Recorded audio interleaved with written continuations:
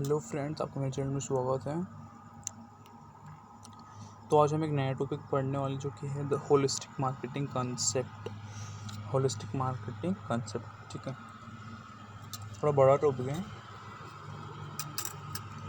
इसलिए मैं आप लोगों को ब्रीफ दे देता हूँ। मतलब इसमें क्या बताएंगे हमें, क्या हम पढ़ेंगे इसमें ना 4 टाइप की मार्केटिंग आती है। यह बोलो तो होलिस्टिक मार्केटिंग है बहुत बड़ी मार्केटिंग, जिसमें ना बहुत सारे जो चैनल्स होते हैं उन सबको मिला के, बहुत सारे मार्केटिंग को मिला के हम होलिस्टिक मार्केटिंग कंसेप्ट करते हैं, और आजकल बहुत सारी कंपनी इसी को अप्लाई करती है, ठीक है। तो इसमें 4 आते हैं, 4 पार्ट्स आते हैं। पहला आता है रिलेशनशिप मार्केटिंग, देन सेकंड आता है internal marketing, third integrated marketing, and then fourth is performance marketing, ठीक है। तो हम एक एक को अच्छे से पढ़ेंगे, एग्जाम्पल के साथ पढ़ेंगे। तो पहले हम आते हैं होलिस्टिक मार्केटिंग क्या होती है। तो फर्स्ट पैराग्राफ पे आते हैं। Without question the trends and focuses that have defined the new marketing realities in the first years of the 21st century are leading business firms to embrace a new set of beliefs and practices। इसमें क्या बोल रहे हैं कि बिना किसी question के जो जो ट्रेंड्स एंड फोर्सेस थे, जिन्होंने ना चेंज किया, डिफाइन किया जो न्यू मार्केटिंग रिलेटेड, जो हम ऊपर पढ़ चुके हैं किस तरह से ग्लोबलाइजेशन ने ना चेंज किया पर्टिकुलर, मतलब सोसाइटी एंड पर्टिकुलर, मतलब कि सोशल रिस्पॉन्सिबिलिटी, ग्लोबलाइजेशन हो गई, टेक्नोलॉजी, इन सब ने क्या किया, मार्केटिंग रियलिटीज़ को चेंज कर दिया। ये सब क्या थी, फोर्सेस थे। In the first year of the 21st century are leading business firms to embrace a new set of beliefs and practices. The holistic marketing concept is based on the development, design, and implementation of marketing programs, processes, and activities that recognize their breadth and interdependencies। ये line आपको holistic marketing के बारे में अच्छे से बताती है। तो एक बार इसे 2 मिनट में इसको मार्क भी कर देता हूँ,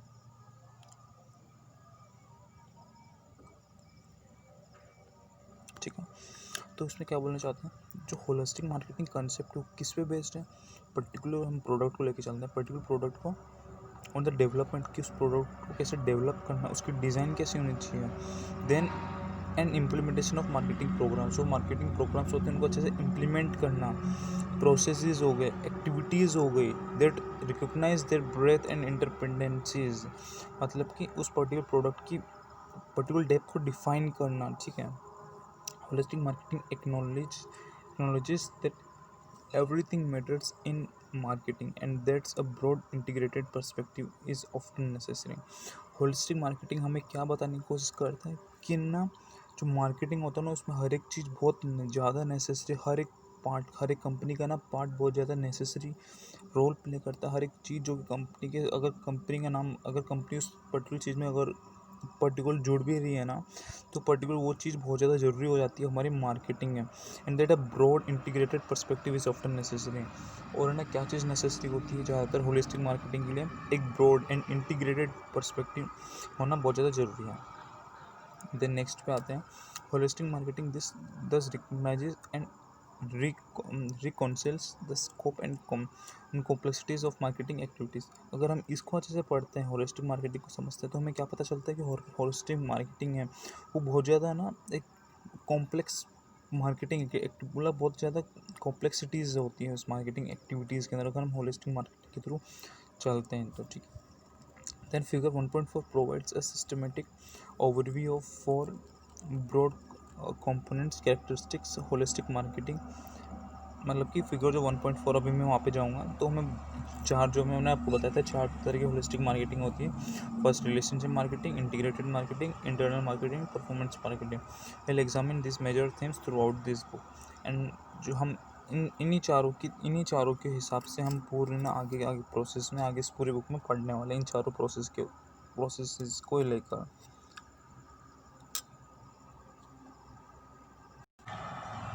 तो वो जो ऊपर फिगर बोल रहा था और फिगर 1.4, तो वो यही है होलिस्टिक मार्केटिंग, चारों दे रखा हूँ। अब इसी को हम डीपली पढ़ने वाले हैं हर एक को लेके, ठीक है। तो सबसे पहले हमें रिलेशनशिप मार्केटिंग क्या होता है, मैं पहले ब्रीफ बता देता हूँ। इसका मतलब होता है कि कस्टमर के साथ आपका कैसा रिलेशन है, अपने एम्प्लॉय के साथ कैसा रिलेशन है, अपने जो डिस्ट्रीब्यूटर्स है, जो चैनल डिस्ट्रीब्यूटर्स, मार्केटिंग पार्टनर्स हैं, उनके साथ में आपका कैसा रिलेशनशिप है उनके साथ में, ठीक है। जो फाइनेंशियल कम्युनिटी है उनके साथ आपको कैसे, जो शेयर होल्डर्स हो गए, स्टेक होल्डर्स हो गए, उनके साथ आपको कैसा रिलेशनशिप है। तो ये सब क्या होता है, रिलेशनशिप मार्केटिंग के अंदर आता है। और to develop strong relationship with them requires understanding their capabilities and resources, needs, goals and desires. और अगर उनके साथ अगर आपको अच्छे से रिलेशनशिप मेंटेन करना है तो क्या ज़रूरी है, अगर आप उसके लिए ज़रूरी है कि आपको उनके ना कैपेबिलिटीज़ पता हो, बहुत ज़्यादा अंडरस्टैंडिंग चाहिए उनकी कैपेबिलिटीज़ क्या, उनके पास कितने रिसोर्सेज हैं, उनके नीड्स क्या हैं, उनके गोल्स क्या हैं, उनके डिज़ायर्स क्या हैं। ठीक है, जैसे मैं बात करता हूँ, एक एम्प्लॉय की बात करता हूँ, एम्प्लॉय के डिज़ायर्स क्या है कि मेरे को एक ना एक्जोटिक कार चाहिए, मेरे को एक स्पोर्ट्स कार चाहिए, या मुझे एक बहुत आईफोन चाहिए। तो कंपनी क्या करेगी, मतलब कंपनी ने उसके डिज़ायर देख लिया, अब कंपनी क्या करेगी, उनको बोलेगी कि मैं तुम्हारी डिज़ायर फुलफिल करने में हेल्प करूँगी, तुम मेरी कंपनी में ना अच्छे से काम करो। ठीक है, तो ये क्या हो जाएगा उनके साथ अच्छे से, इससे क्या होगा, अगर वो बाद में अगर वो एम्प्लॉय अच्छे से काम करता है, उसको आईफोन मिल जाता है, तो क्या होता है, अच्छी एक रिलेशनशिप बिल्ड हो जाती है कंपनी और पर्टिकुलर एम्प्लॉय के बीच में। ऐसे ही सबके साथ में उनको अच्छी रिलेशनशिप मेंटेन करनी होती है, क्योंकि अगर एम्प्लॉय अच्छे से काम नहीं करेगा तो कस्टमर को खाक अच्छे से डिलीवर कर पाएगी कंपनी। मतलब एम्प्लॉय बहुत ज़्यादा, वो डायरेक्टली नहीं पर इनडायरेक्टली बहुत ज़्यादा अफेक्ट करते हैं मार्केटिंग एंड कंपनी की वैल्यू। ठीक है, that's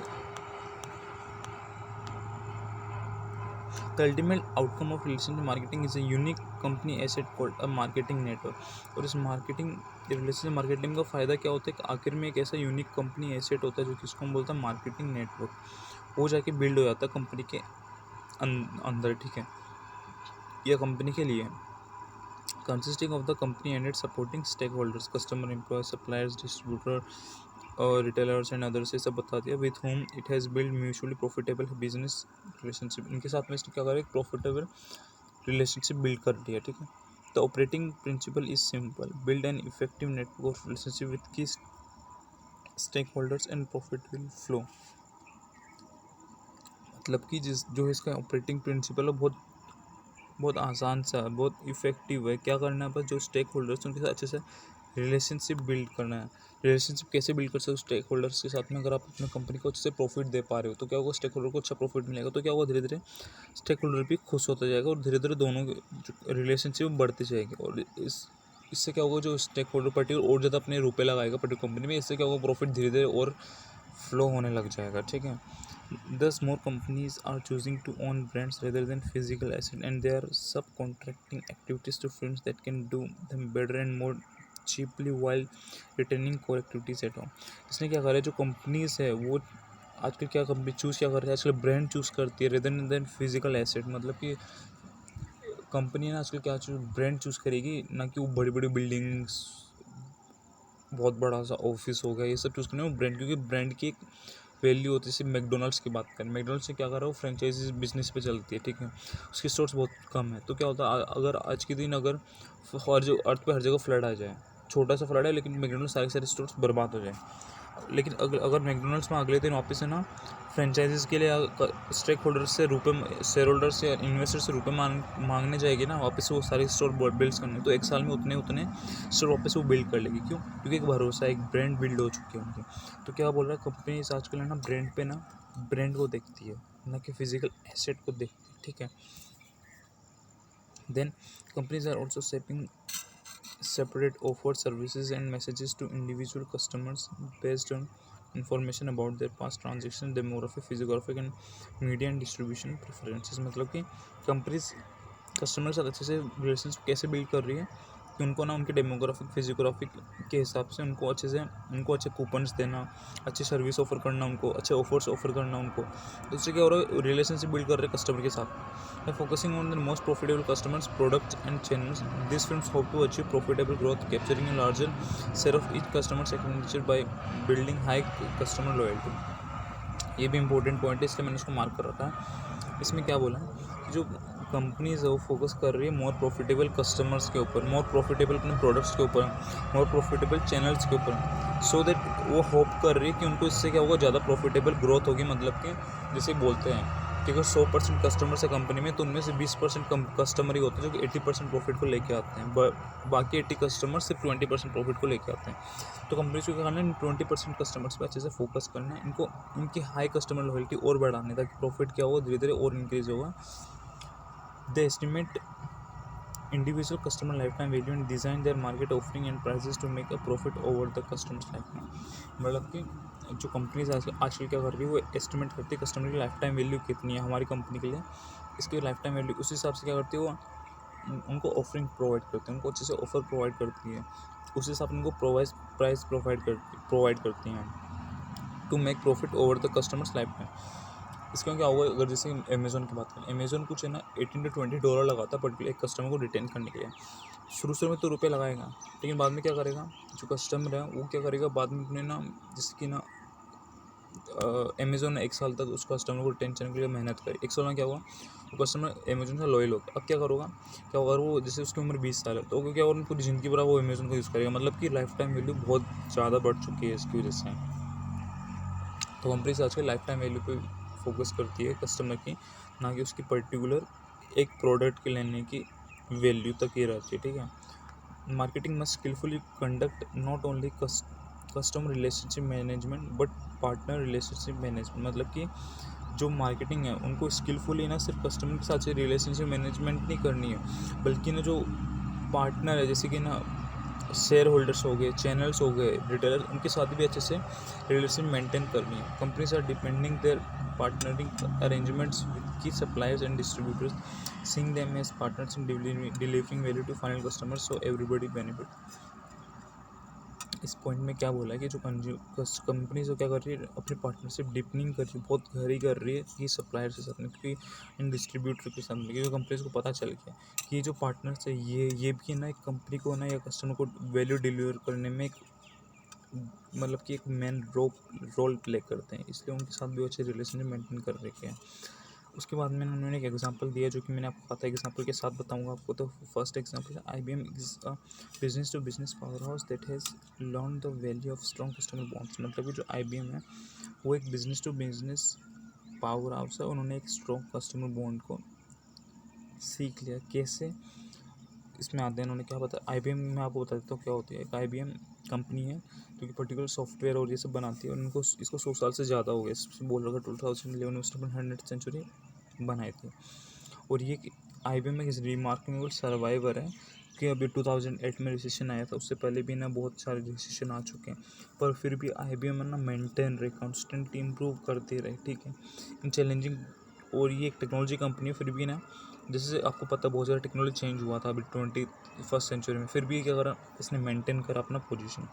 the company has managed to successfully evolve its business and seamlessly update the focus of its products and services numerous time in its history, from mainframes to PCs to its current emphasis on cloud computing. मतलब कि जो ये company है इसमें क्या बोलना चाहता है, जो कंपनी है इन्होंने ना एक मतलब सस्टेन ही नहीं किया इन सब के अंदर, और सक्सेस ही नहीं हुई, बल्कि इवॉल्व भी होते रहे, अपने आप को अपडेट भी करते रहे। कैसे, पहले इनका फोकस था मेन फ्रेम्स के ऊपर, पर बाद में आया PC फॉर्म करने लगे, फिर इनका अभी एम्फेसिस किस पे, cloud computing, big data and IT services पे, जैसे सॉफ्टवेयर हो गया, हार्डवेयर, ये सब अभी इन पर फोकस है इस कंपनी का। Part of the reason is that IBM well trained sales force and service organisation offer real value to customer by staying close to them and fully understanding the requirements. मतलब कि IBM successful क्यों, वो इसलिए भी successful है क्योंकि जो sales force है वो उनको वेल ट्रेंड करके रखते हैं, जो सर्विस ऑर्गेनाइजेशन उनको भी वेल ट्रेंड ऑफर करके। इससे क्या होता है, जो कस्टमर होता है उसको अच्छी वैल्यू मिल पाती है, रियल वैल्यू मिल पाती है by staying close to them. And कैसे मिल पाती है, वो जो ऑर्गेनाइजेशन है, सर्विस ऑर्गेनाइजेशन है, जो सेल वो क्या करते हैं, उनके कस्टमर के साथ में रहती है। हाँ कि एक बार प्रोडक्ट खत्म हुआ तो बाद में कोई मतलब ही नहीं आता, पता ही नहीं प्रोडक्ट खत्म हो गया, फिर भी वो साथ में रहते हैं कि आपको क्या प्रॉब्लम आ रही है क्या नहीं आ रही, वो पूछते हैं उनसे, ठीक है, और उनके रिक्वायरमेंट को समझते हैं, वो अंडरस्टैंड करते हैं। IBM often even co-creates products with customers. With the state of New York, it developed a method for detecting tax evasion that reportedly, ठीक है, कंपनी सॉल्व, ठीक है, ये आप पढ़ने से वैल्यू दे रखिए क्या क्या है। आगे मेन पॉइंट बता देता हूँ। जो IBM है वो एक टेक्नोलॉजी कंपनी नहीं है, बल्कि वो एक ऐसी कंपनी जो कि प्रॉब्लम को सॉल्व करती है, किसके थ्रू, किसकी हेल्प से, टेक्नोलॉजी की हेल्प से, ठीक है। सो हम नेक्स्ट टॉपिक में आते हैं अपने, जो कि है इंटीग्रेटेड मार्केटिंग। इंटीग्रेटेड मार्केटिंग में ना मैं आपको बता देता हूँ क्या होता है, आप खुद पढ़ के देख लेना एक बार। इंटीग्रेटेड मार्केटिंग में क्या होता है कि ना, जैसे मैंने बोला होलिस्टिक मार्केटिंग में क्या होता है, हम हर एक चैनल का यूज़ करते हैं, पर ना होलिस्टिक मार्केटिंग एक पार्ट है जिसमें हमें हर एक चैनल को यूज़ करते हैं, उसको हम बोलते हैं इंटीग्रेटेड मार्केटिंग। बल्कि होलिस्टिक मार्केटिंग इसके अलावा भी 3 और मार्केटिंग एक्टिविटीज़ आती है, ठीक है। तो इंटीग्रेटेड मार्केटिंग में क्या होती है, अगर हमें कुछ मार्केट करना है ना तो हम हर एक चैनल का यूज़ करते हैं, हम हर एक चीज़ का यूज़ करते हैं कस्टमर के साथ कम्युनिकेट करने के लिए। जैसे कि बात करूँ तो मैं हम जैसे कि ना कोई नया प्रोडक्ट निकाल रहे हो तो आप अपना फ़ोन के थ्रू, डिजिटल मार्केटिंग के थ्रू कम्युनिकेट कर सकते हो, सोशल मीडिया के थ्रू कम्युनिकेट कर सकते हो, टीवी एडवर्टाइजमेंट, मैगजीन्स हो गए, पैम्पलेट्स हो गए, इन सब के थ्रू क्या क्या कम्युनिकेट। अगर आप हर एक चैनल को यूज़ कर रहे हो कस्टमर तक पहुँचने के लिए तो कहाँ पर आते हो आप, इंटीग्रेटेड मार्केटिंग के अंदर आते हो आप। पर इसमें एक है ना नोट एक चीज़ रखनी चाहिए कि ना इंटीग्रेटेड मार्केटिंग अगर आप कर रहे हो तो ना जो आप हर एक, अगर 5 आपने जो मैंने भी 5 बताया आपको अलग अलग चैनल्स, तो हर एक चैनल पे आपको जो ना मैसेज अपने प्रोडक्ट का वो सेम होना चाहिए, हर एक चीज़ सेम हो। ऐसे नहीं कि आप ना सोशल मीडिया पे कुछ अलग दिखा रहे हो, मैगजीन में कुछ अलग दिखा रहे हो, टीवी में ऐसा नहीं। जो पर्टिकुलर जो एडवर्टाइजमेंट है वो सेम होना चाहिए, ठीक है। इधर एग्जांपल भी दिया आइलैंड में क्या हुआ था कि ना, आइसलैंड में क्या हुआ था कि उधर है ना वर्ल्ड वॉर 2 की, मतलब कि उधर ना बहुत ज़्यादा ना वर्ल्ड वॉर 2 की वजह से भी ना बहुत ज़्यादा एयर पोल्यूशन हो गया था, और उधर एक वोल्केनिक इरप्शन भी हुआ था जिसकी वजह से बहुत ज़्यादा एस्केलेट हो गया था। तो क्या हुआ था ना, उधर बहुत ज़्यादा ना word of mouth bed worth of mouth फैल रहा था इस कंपनी के बारे में, सॉरी इस पर्टिकुलर आइसलैंड के बारे में की बात जो। और ना जो पर्टिकुलर आइसलैंड है उसके 20% जो आइसलैंड है उसका ना जो 20% है, ये जो 20% है ये कौन फॉर्म करता है, बल्कि ना जो 20% है फॉरेन एक्सचेंज, मतलब टूरिस्ट के थ्रू उनकी 20% इनकम आती है। तो अगर वो इनकम ही उनकी कम हो जाएगी तो मतलब बहुत इफेक्ट पड़ेगा इस पर्टिकुलर आइसलैंड के ऊपर। तो उन्होंने क्या करा फिर है ना, अलग अलग उन्होंने कैंपेन्स निकाले। जैसे कि एक इनका था 2 मिनट रुको मेरे को देखने दो। हाँ, ये था इनका इंस्पायर्ड बाय आइलैंड, ये जो है इंस्पायर्ड बाय आइलैंड, सॉरी हाँ ये इंस्पायर्ड बाय आइलैंड जो लिख रखा है। तो इन्होंने कैंपेन शुरू किया था, इसमें क्या करता था वीडियोस बनाते थे, और उसमें ना वो अपने ना पर्टिकुलर इन्होंने मेनली अपने ओन सिटीजन को ही रखा था, रिक्रूट ओन सिटीजन को रखा था। इसमें क्या करते थे, स्टोरीज़ को टेल करते थे, इनक्रेज करते थे वेबसाइट एंड ट्विटर फेसबुक की तरफ की ओर से कि ना आप यहाँ पर आओ, मतलब कि जैसा आप सोचते हो वैसा नहीं है। मतलब बहुत आप इन वीडियोज़ में दिखाते थे कि ना टूरिस्ट बहुत ज़्यादा खुश हो रखे हैं, उधर बहुत ज़्यादा ग्रीनी एरिया है, बहुत ज़्यादा, ठीक है, बहुत ज़्यादा मतलब अच्छे अच्छे प्लेसेस दिखाते हैं। और इसमें बहुत सारे ना क्या बोलते हैं सेलिब्रिटीज़ ने भी हेल्प कर दी इस कैंपेन में। और इससे क्या होता है कि ना जो आइसलैंड था बल्कि उनका ना जो प्रॉफिट था 20% से और बढ़ गया था कम होने की जगह। तो इसमें आपको बता रखा ये किसका एग्जांपल, ये इंटीग्रेटेड मार्केट एग्जांपल कैसे आया, क्योंकि इसमें आपको दिखा रखा कैसे हर एक चैनल का इधर यूज़ किया गया था पर्टिकुलर कस्टमर तक पहुंचने के लिए। सोशल मीडिया का यूज़ किया गया, कैंपिंग्स वीडियोस फॉर्मेट निकाले गए, सेलिब्रिटीज़ को यूज़ करा गया, लोकल पीपल्स, तो उससे क्या हर एक टच पॉइंट निकाल के कस्टमर के साथ अपना मैसेज पहुंचा रहे थे। देन सीखना था इंटरनल मार्केटिंग मतलब कि जो आपके अंदर डिपार्टमेंट है वो कैसा काम कर रहा है उधर, उनके अंदर मतलब अच्छे रिलेशनशिप है या नहीं है, आप कैसे उनको मतलब कि ना सर्व कर रहे हो, अपने वो एम्प्लॉयज़ कैसे सर्व कर रहे हैं आपके कस्टमर्स को। क्योंकि ना जो एम्प्लॉयज़ होता है उनके इफेक्ट भी बहुत ज़्यादा पड़ता है पर्टिकुलर कंपनी के ऊपर, पर्टिकुलर कस्टमर के ऊपर, ठीक है। तो इसलिए आपको इंटरनल मार्केटिंग में देखना पड़ता है, वो पढ़ देता हूँ मैं। Internal marketing an element of has holistic marketing is a task of hiring, training and motivating able employees who want to serve customers में। मतलब कि इसमें आपको ना हायर करना होता है, उनको ट्रेन करना होता है, मोटिवेट करना होता है उन एम्प्लॉयज़ को जो कि ना इधर जोश है, एक मोटिवेशन है कि हम कस्टमर को अच्छे से सर्व करना चाहते हैं। Smart marketers recognise that marketing activities within the company can be as important or even more important. मतलब कि जो अच्छे मार्केटर्स होते हैं वो उन लोगों को ये पता होता है कि ना जो इंटरनल मार्केटिंग होती है ज़्यादा इंपॉर्टेंट होती है आउटर मार्केटिंग से, ठीक है। It make no sense to promise external, क्यों ऐसा क्यों, अगर आप ना एक्सटर्नल में तो आप मार्केटिंग में बहुत प्रोमिस कर रहे हो कि हाँ आपको ये देंगे वो देंगे, पर इंटरनल मार्केटिंग जो एम्प्लॉयज़ देने वाले अगर वही अच्छे से काम नहीं करेंगे, कंपनी का स्टाफ अच्छे से काम नहीं करेगा तो वो कैसे दे सकते हो। इसलिए इंटरनल मार्केटिंग ज़्यादा रोल प्ले करती है आउटर मार्केटिंग के बजाय, ठीक है। Marketing success only when all departments work together to achieve customer goals. Marketing तभी सक्सेड होती है जब सारे डिपार्टमेंट टुगेदर वर्क करें पर्टिकुलर एक गोल को अचीव करने के लिए। When engineering designs the right product, finance furnishes the right amount, ठीक है। बाद में एग्जांपल दे रखा कि अगर जो इंजीनियर है right kind of product design करते हैं, इधर कौन आ गया, डिज़ाइनिंग टीम आ गया। सेकंड आता है, मेरा मार्क भी करता है, ठीक है। तो बात सेकंड कौन आता है, finance furnishes the right amount of funding, और जो फाइनेंस है उन्होंने राइट अमाउंट ऑफ फंडिंग ले ली, ठीक है। देन सेकंड आता है purchasing buys the right material, और जो परचेजिंग मतलब जो प्रोडक्ट को बनाने के लिए जो उनको रॉ मटेरियल चाहिए, उस पर्टिकुलर जो टीम है उन्होंने एक सही प्रोडक्ट मटेरियल लिया, ठीक है। देन आता है प्रोडक्शन, जो प्रोडक्शन उन्होंने ना राइट काइंड ऑफ प्रोडक्ट बनाया वो भी सही टाइम ओरिजिन के अंदर। एंड अकाउंटिंग मेजर्स, और जो अकाउंटिंग वाले हैं वो अच्छे से प्रॉफिटेबिलिटी को मेज़र कर रहे हैं। तो ये सब क्या होगा, ये उनके ना, ये सब इसमें बता रहा है कैसे हर एक हर एक डिपार्टमेंट को कैसे रोल प्ले करता है एक मार्केटिंग के अंदर या एक पर्टिकुलर प्रोडक्ट को मार्केट में लाने के लिए। Such interdependent harmony can only truly coalesce, however, when senior management clearly communicates a vision of how the company marketing organization philosophy serve customers, some of the potential challenging।